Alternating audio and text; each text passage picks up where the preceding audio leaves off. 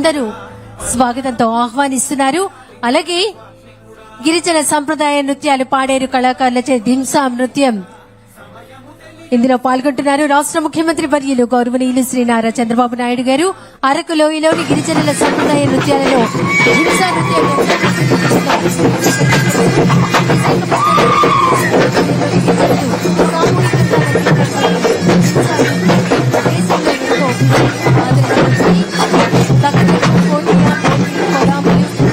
మూకతరులు లాంటి సుమారు 18 తెగలకు చెందిన గిరిజనులు ఈ దింసా నృత్యంలో పాల్గొంటున్నారు.